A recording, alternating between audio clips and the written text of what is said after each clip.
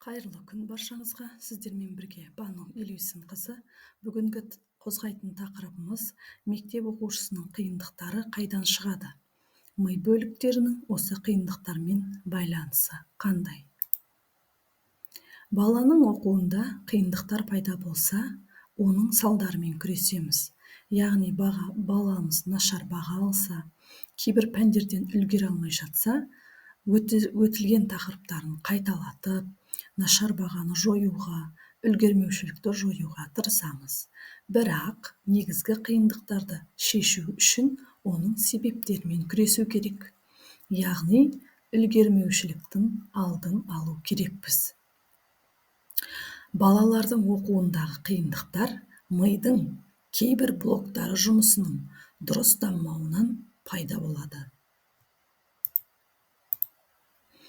Бұны қалай байқаймыз? Егер балаңыз тез шаршай берсе, сабақта отыруға күші жетпесе, қабылдай алмаса ақпараттарды, қолынан қалам, қарындаштарын түсіре берсе, өзінің бауын байлай алмаса, басқаларға үнемі кедергі жасап отырса, есіне берсе, онда баланың бірінші ми блогы дұрыс қалыптаспаған, әлсіз деген сөз. Мидың бірінші, екінші, үшінші блоктарыменен келесі сабақтарда сіздерді міндетті түрде таныстыратын боламын. Егер бала есте сақтауында, кеңістікті бағдарлауында, айналы жазуында, айналы деп отырғанымыз бұл жерде зеркальный жазу, әріптерді шатастыра берсе, диктант жазуда қателер жіберсе, онда мидың екінші блогы дұрыс қалыптаспаған. Бұл дегеніміз дыбыстарды есту, қабылдау мен зейіннің төмендігін көрсетеді.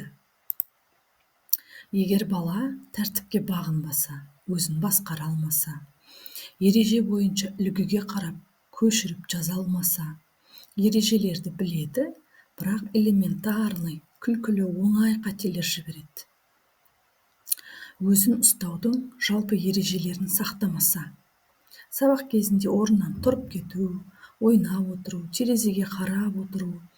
Бұл жағдайда бала миының үшінші блогы дұрыс қалыптаспаған. Яғни балада басқарушылық, бақылау қабілеттері жоқ, немесе нашар деген сөз. Осындай жағдайлардың барлығын біздер диагностика арқылы анықтаймыз. Одан кейін барып түзету шараларын қарастырамыз. Сосын жоспарменен арнайы тапсырмалар құрастырамыз.